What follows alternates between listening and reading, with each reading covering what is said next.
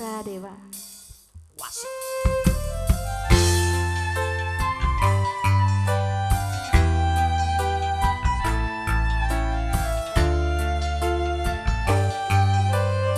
Joget mas, sambil nyawer gak apa-apa.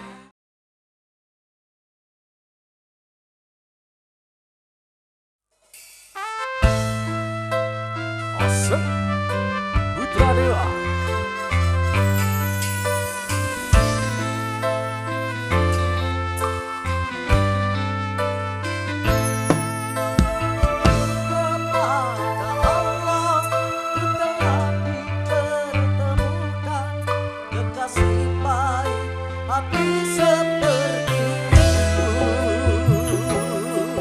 Apapun adanya engkau, ku rela dan menerima segenap jiwa ragaku untukmu.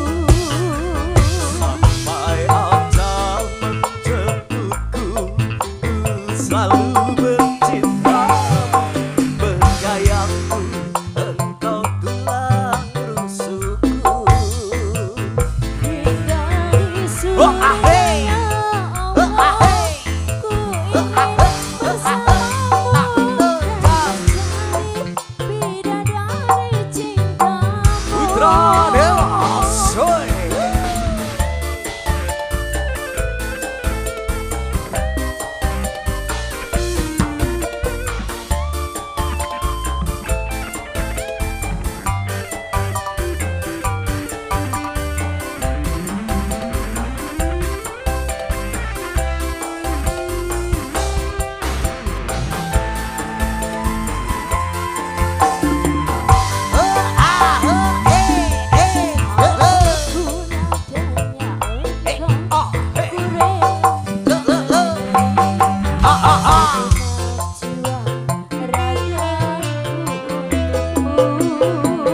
Sampai ajal menjemputku, ku selalu mendoakanmu.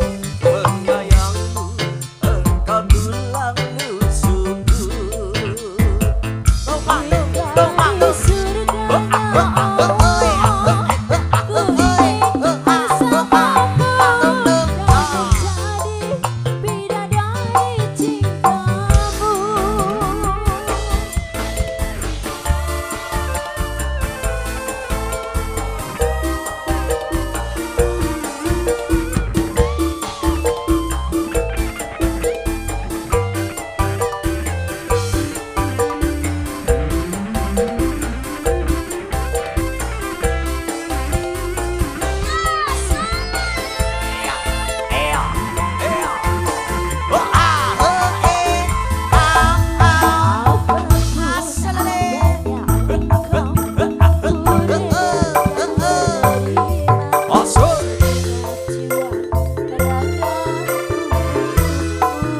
mencintamu. Penyayangmu,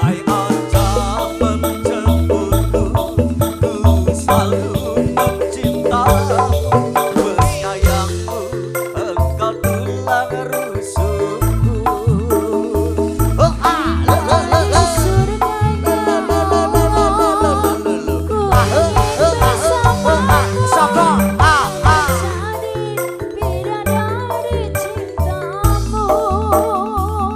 sampai ajal menjemputku, ku selalu mencintamu.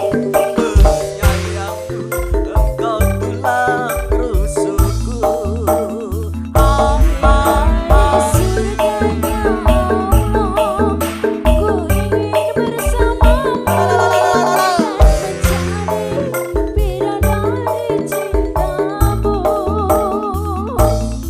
Dan mencari bidadari cintamu.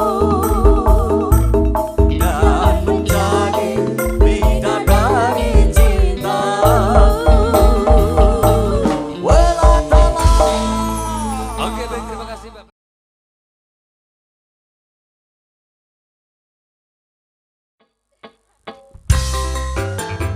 Wasik.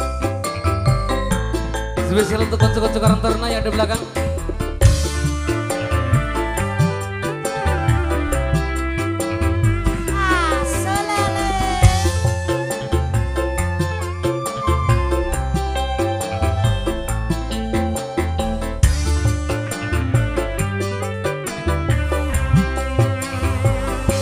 Terminal Madiun Ngawi, kenanganku ora bakalan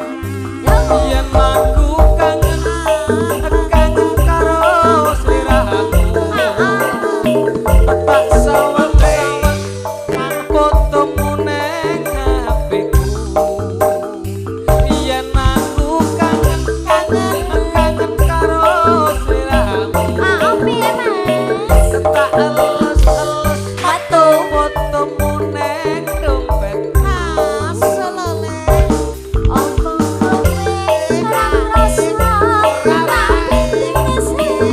dino foto kuning dompet opo kowe ora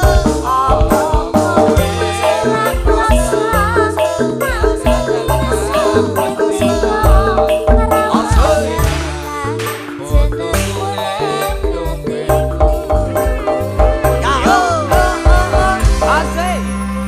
Oke, terima kasih Devi Karagil Kuning.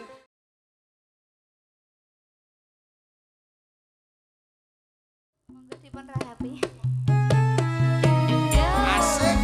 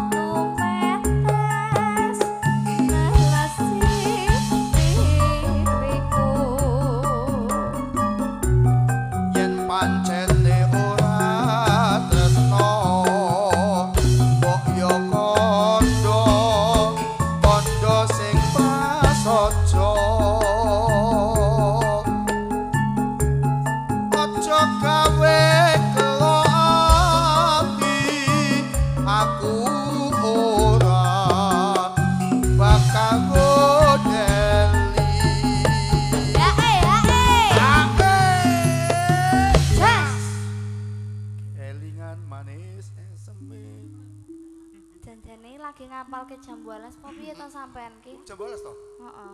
Kelingan manis eseme terus Kaya ngene Padha lho. lelakonku. biyen ngopo Biyen apa kok dadak ketemu? Oe ayo, oe oe Yen pancene ditinggalke gawe gelo ati salawase. Yo sasarangan Ongkek pria Indonesia.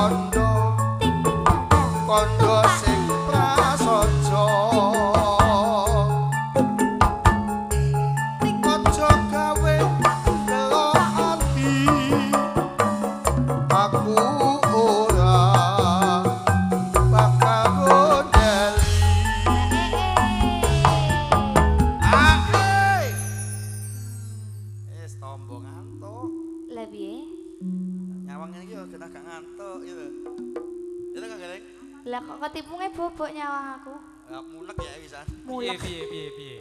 Ya wong iki iso nggo tombo ngapa. Oh, kena kaya ngene kahanane kaya ngene lho. Iya, sing nang omah ya kaya ngono. Lah ya Sing nang omah kaya apa? Ya kumbahan kae. Lah ya Klumbrak, klumbruk.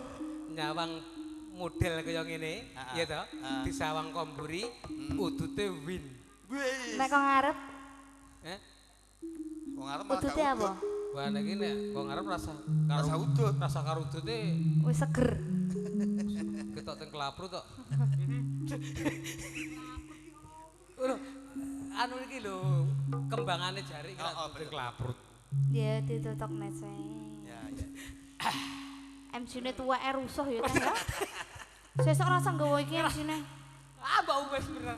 Ngerek mau iki kepepet ya Putra Dewa nggawa iki. Ya pemirsa. Ngerek lho, Dik. Kaya ngene lakon Yen ngopo ngopo kok dadak yen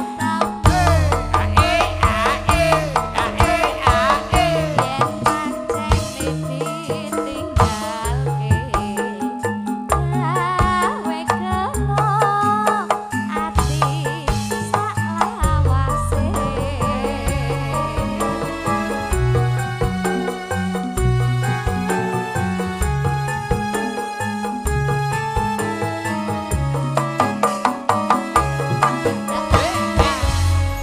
Gelo sampun katuraken.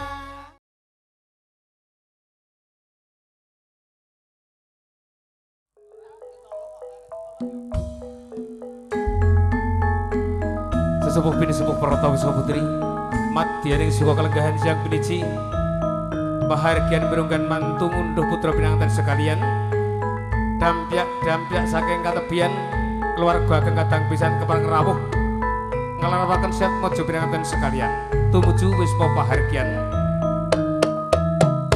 Kunjuk katur Cundaka lampah kadang pisan Kepareng daya lumebet wonten wisma pahargyan wonten dalam wiwahan kawengku piyan Bapak Karjan Ibu Samirah putra keluarga.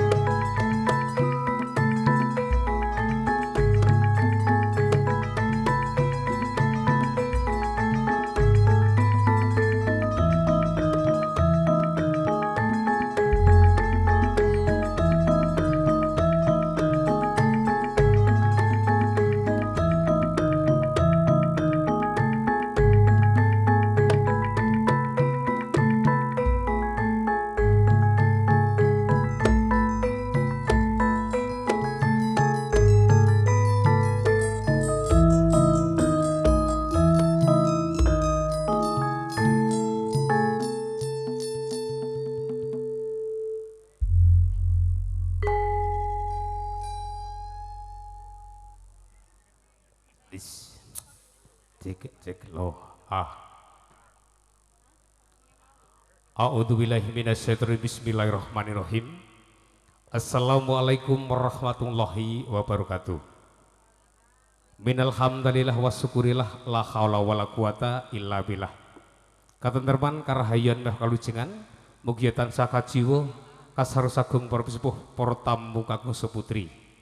Lumeberipun dumateng para kadang-kadang pametri budaya ingkang adiluhung wonten laladan bakalan jumapala ingkang pinantu suka basuki. Saderengipun nyuwun pangapunten karana kula nyegek anggen panjenengan sekalian nembe wawan pangandikan sawetawis karana awrat sinamran dawuh ingkang hamugati piyambun Bapak Karjan Ibu Samirah Gutrah keluarga kinen ngaturaken tata rakiting adicara sinaosa sapala. Nanging saderengipun sagung para tamu wonten kalungan siang punika wonten ras suka syukur kula aturaken monggo sami kula dherekaken ngunjukaken ras puja syukur kunjuk arsa dalem Allah Subhanahu wa taala ingkang sampun paring rahmat hidayah inayah kawilujengan katentreman karahayon katitik kalungan siang piniji. Sagung para tamu langkung-langkung kadang pisan sutresna sampun kepangrawuh nderek mangayu bagya wonten dalem wiwahan kawengku piyambun Bapak Karjan Ibu Samirah Gutrah keluarga. Karana ginelaing wanci siang dungkap sonten ing mriki tata rakiting adicara setunggal mbaka sawiji kepareng kula aturaken. Ingkang sepindah ing mangke jengkaripun sirat mojo pinanganten sekalian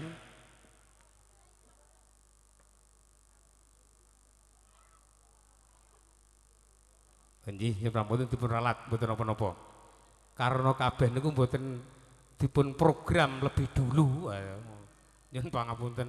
Oh niki MC kok mboten pambiwara Bu ora apa-apa mboten majalah Mas nggih karena ingkang nomor pindah kalau wau dipun ralat dipun hapus mangke kantun ndungkap acara ingkang nomor kalih pasrah nomor 3 panampi ngiras pantes atur pambagyo harjo yuwana kunjuk sagung pertamu saking kumugati sagung perenggah para tamu saputri ing mriki rantemening tata adicara pahargyan mirunggan ngunduh putra pinanten sekalian kawengku Bapak Karjan Ibu Samirah Gutrah keluarga mriku wonten pasrah pinanganten sak rombongan ugi keluarga ageng saking Bapak Kardi Ibu Parti bingking saking laladan Tundungan RT kalih RW sekawan Cabean Bendosari Sukoharjo.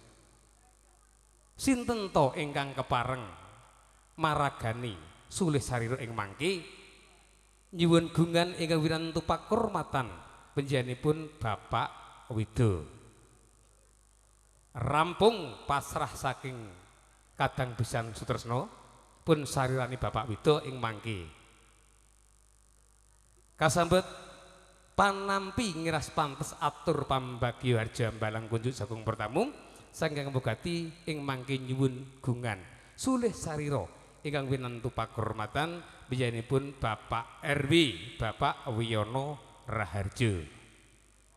Tan kantun ing mangke jumenengipun Bapak RW Pak Wiyono Raharjo mangke kasuwun hanyundul wonten sak kiring menapa tengenipun mangke sinten kalih hamong rawuh kasumanggaken ngaten Pak nggih nggih sagung prenggah para tamu saha putri sawetawis tata adicara kepareng kinayatan pasrah saking kadang pisan sutresna biyanipun keluarga kang Bapak Kardi Ibu Parti saking Tundungan kepareng kasarian ing werangan tempat kehormatan biyanipun Bapak Wido.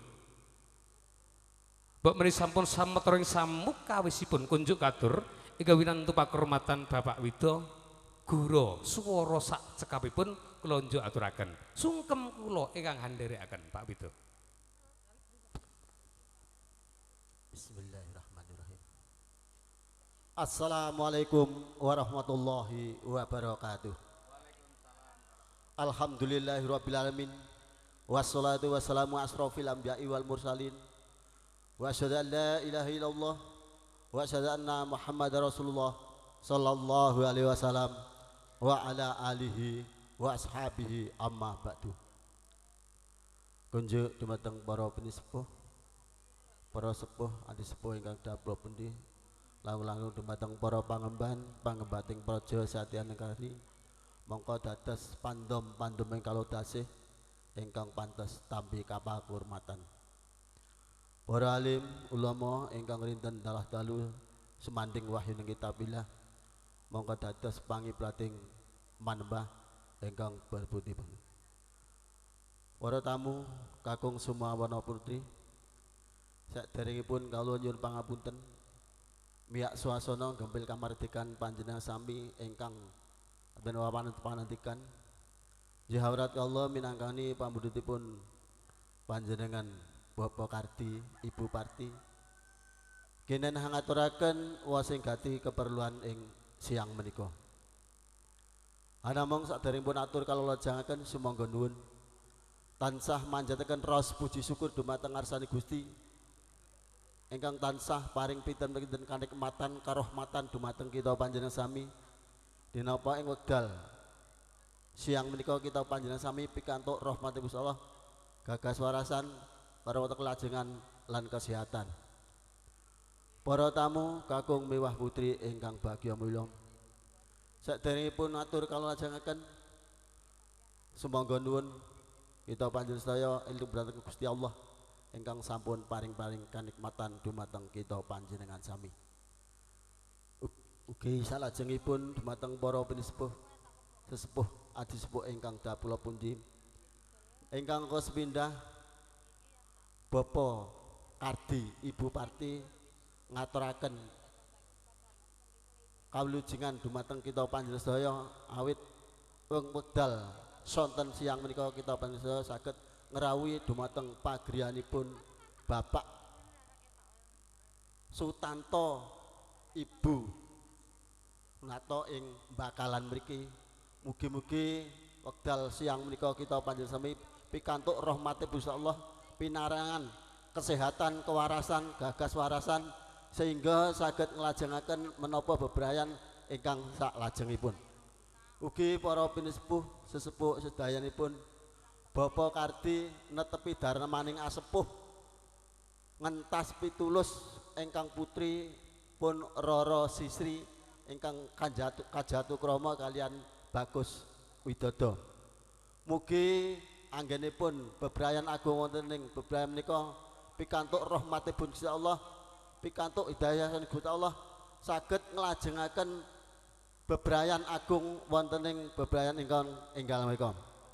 Ugi salajengipun Bapak Kardi sak rombongan anggenipun rawuh wonten ing bakalan mriki tinampi dumateng panjenenganipun Bapak Sutanto saklajengipun nyuwun pangapunten ingkang salajeng-lajengipun mbok menawi wonten kegiatan anggenipun rawuh wonten dalipun Bapak Sutanto wonten keklentu sedayanipun nyuwun agunging pangapunten ingkang agung. Mekaten ingkang saged kula aturaken dumateng panjenenganipun Bapak Sutanto wonten kekirangan anggen kula matur kalau mawantu-wantu nyuwun agunging samudra pangaksama ingkang agung. Assalamualaikum warahmatullahi wabarakatuh. Waalaikumsalam warahmatullahi wabarakatuh. Lulus Raharjo semendang datang karempit parposipun atur pasrah saking kadang pisan sutresno keluarga ageng Bapak Kardi Ibu Parti wingking saking lalatan tundungan Cabean Bendosari Sukoharjo ingkang sampun kasariran ingkang wingking nantu pakurmatan panjenenganipun Bapak Widodo sampun rampung. Ngancik adicara ingkang nomor kalih panampi pasrah ngiras pantes atur pambagio harjo. Hambalang kunjuk sagung para tamu saking ngamugati piyambakipun Bapak Karjan Kutrah keluarga ing mangke nyuwun gungan sulih sarira ing wirantu pakurmatan piyambakipun Bapak RW Bapak Wiyono Raharjo. Jumenengipun Bapak Wiyono Raharjo sepindah malih kunjuk katur keluarga ageng Hamong rawuh keparenga handampingi kalih. Tan kantun kula aturaken keluarga ageng saking Tundungan menika sampun sumadya nyamikan uba rampe kasuwun hangrahapi sak keparengipun. Yun pangapunten. Monggo kalian nyerantu lumadring Toto Adicara. Kunjuk katur piyambakipun Bapak RW. Kasumanggaken Guru Swara Cak Kapihun kunjuk katur Bapak RW.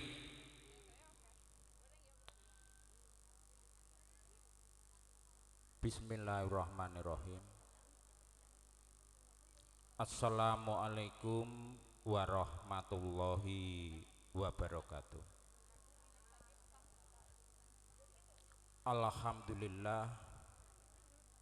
Alhamdulillahirabbil alamin.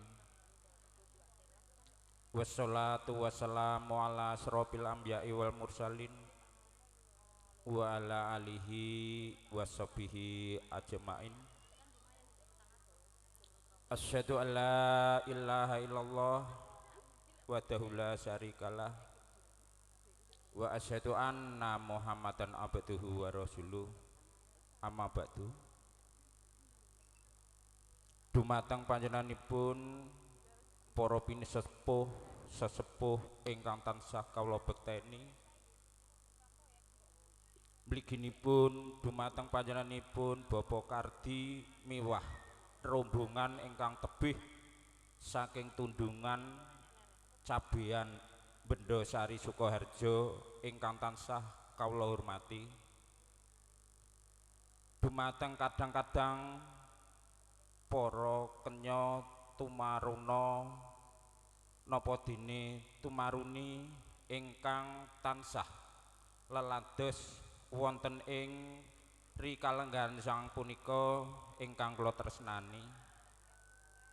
Saderengipun kawula matur sumangga nuwun kula dherekaken tansah ngaturaken raos puji saya syukur kunjuk wonten ngarsanipun Allah Subhanahu wa taala.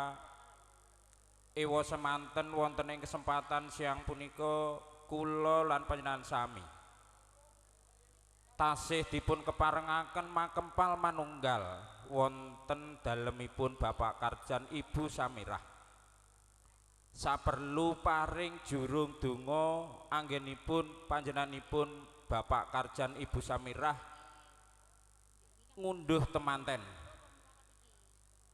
awit rahmat lan hidayah saking ngarsanipun Allah Subhanahu wa taala sehingga wonten ing rikalenggan siang punika kula piniji kinen matur saking panjenenganipun Bapak Karjan ingkang angka setunggal panjenenganipun Bapak Karjan ngaturaken kawilujengan rawuhipun Bapak Kardi miwah Gutrah sak rombongan saking Tundungan Bendosari Sukoharjo ngaturaken sugeng rawuh katuran lenggah kanthi sakeca.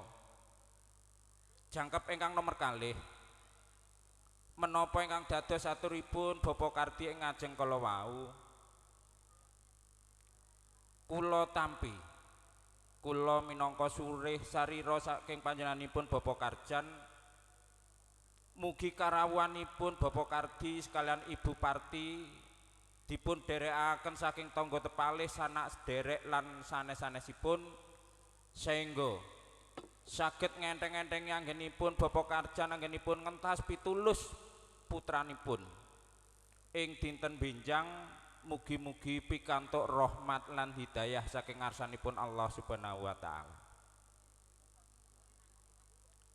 Dumateng panjenenganipun para pinisepuh sesepuh ingkang tansah kula bekteni, dumateng panjenenganipun para rawuh sedayanipun ingkang tansah kula hormati.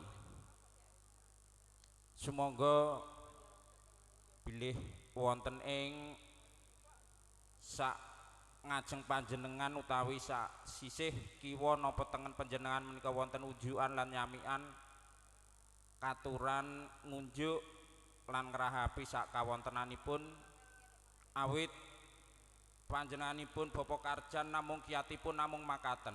Ewa semanten wonten kekiranganipun sedaya kawula dodo nyuwun pangapunten ingkang saageng-agengipun. Ingkang angka 3-nipun ing mbok bilih. Ing mangke panjenenganipun Bapak Kardi miwah Ibu Parti ingkang tebih saking Tundungan ingkang kadherekaken tangga tepalih sanak sederek sedayanipun kawula mboten kawastanan nundung ananging ing mbok bilih ing mangke adicara kawastanan namung jagong ing siang punika sampun karampungan namung panjenenganipun Bapak Karjan lantaran kawula kunduripun namung nderekaken sugeng kundur ngantos dumugi dalem soang-soang manggih wilujeng boten wonten alangan satunggal punapa.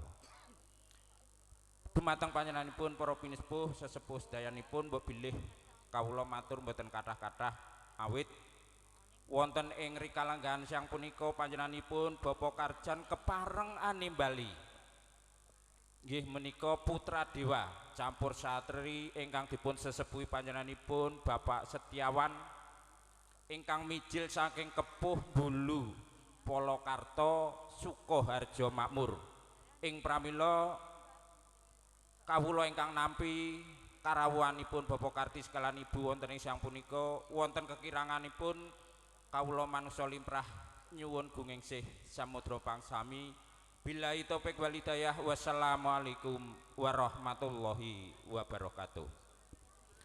Nyuwun pangapunten Pak RW tasih kepareng jumeneng mriki aben ajeng kalian Pak Wido. Tan kantun ingkang wirantu pakurmatan ingkang mugati Pak D Karjan Ibu Samirah kepareng pinarak mriki Pak D. Kepareng nampi Syekh Kadarman ingkang arupi dirancang seto saking keluarga ageng saking Tundungan. Sepindah malih kunjuk katur Pak D Karjan kalian Budi Samirah kepareng ginelaing wanci caket kalian Pak RW menapa dene Pak Wido ingkang kepareng ngaturaken dirancang seto menika kinarya pasedherekan tali silaturahim.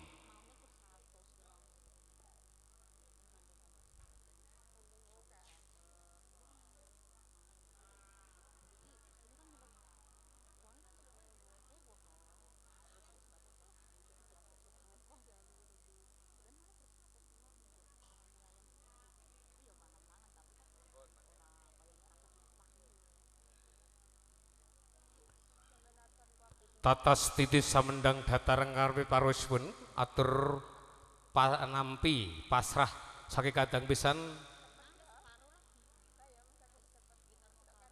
ngiras pantes ngaturaken atur pambagi harjo hambalang kunjuk sagung pratamu saking kemugati piyambakipun Bapak Karjan Ibu Samirah ing sampun kasariran ing wenantu pakurmatan piyambakipun Bapak RW Bapak Wiyono Raharjo sampun kapitingan rampung rampit kanthi manggih widodo wilujeng kalis lir ing sambikala. Sesepuh pinisepuh para tamu saputri para pametri budaya ingkang hadiluhung wonten laladan bakalan jumapala ingkang winantu suka basuki. Pahargyan mirunggan kawengku piyambakipun Bapak Karjan Ibu Samirah dereng moyo rampung. Seru panyuwunipun sagung para tamu langkung-langkung kadang pisan sutresna piyambakipun Bapak Kardi Ibu Parti wingking saking laladan Tundungan Cabean Bendosari Sukoharjo kasuwun dumugikaken malih lelenggan mirunggan mardu mardikaning penggalih sinartan paring jurung donga pangestu tumanduk putra pinanganten sekalian nderek bingah mawon para kanca-kanca putra dewa sampun sumadya kinarya Bujo Netra menapa dene Bujo Karna ngiras pantes kinarya nyugata rawuhipun kadang pisan sutresna keluarga ageng Bapak Kardi Ibu Parti wingking saking laladan Tundungan Cabean Sukoharjo. Tan kantun mangke sadèrèngipun kundur mbok menawi sagung para tamu keluarga ageng saking Tundungan wonten suka lilaning penggalih mumpung ketemu kanca-kanca putra dewa campursari ngersakaken lelagon menapa dene nderek pasumbang dono swanten kula sakadang namung sumadyo. Sagung prenggeh mirunggan kinarya cagak lenggah jampi saya. Kula sakadang putra dewa kepareng caos panglipur kunjuk sagung bertamu kalian imbal pawantikan sak keparengipun. Mas Win larase selindru songo.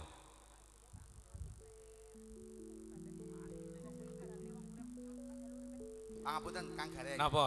Niki enten WA saking Mas Widodo. Mas Widodo. Mantene lanang. Oh, mantene lanang. Iki. Lho mantene wedok ning kene. Totomen manten anyar totomen. Iki aku ya ngudurasa. Piye? Ki engko ora nek foto, Dik. Lah ngopo? Iki gur jagung tok. Oh. Ngene wae. manten- Iki gandeng mantene gak dilinggahe kono. Heeh. Ku sing nggih kono aku karo Vika wae.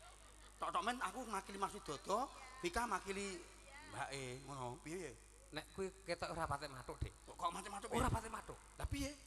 Nek MC kuwi aja karo penyanyi. Lah karo sapa? Iki lho. Aku timbang iki, aku pilih iki. Wih, ya cocok ya. Ya deh yo. Iki WA saka Mas Widodo. Ayun-ayun Mas, tak jelaske. Maksude ayun-ayun maksude. Gending ayun-ayun. Oh. Iki kelangenane Mas Widodo. Kudu diaturke lah timbang aku mulih gak dibayar. Oh, dadi cetone Aku sing ngejob iki jebul Mas Widodo ki mantene. manten Sing dipahargi awan iki. mantene iki. Heeh. Sing endi? Aku ya ngerti. Omong lewat telepon Repot karo repot. Lah mula aku bingung ku nek mulai salamanku mbek sapa. Lah ya mongko mantene sing endi iki? Oh nika. Oh. Alah, Mas Sorot Mas, mantene lanang Mas. Oh, Wah. sampean to Mas Dodo ki ya Allah. Ah. Ah, Mas lho ngene iki lho. Alhamdulillah. Ngejob ya mung telepon tok. Gak panjer blas lho jane. Iki mantene to. Alhamdulillah. Nah, Mas Widodo. Nderek donga ya Mas ya. Nggih. Muga-muga menjadi keluarga yang sakinah mawaddah warahmah. Amin. Amin. Garwane sing ndi? Alah iki tak tekok ya ngopo. Lho kabeh jare gencet. Iki lho, Mbak selamat nggih. Mantan kok madang wae iki lho. Iki manten-mantenan. Lho, anake wis semene lho. Ora to. Dadi iki manten yang tertunda iki ya iku. Oh alah, nglumpukke ragat sik. Engko bareng karo adine ngono to. Ya, Pak Karman, sapa Kuwi- iki? Pak Karjan ki yo. Pinter.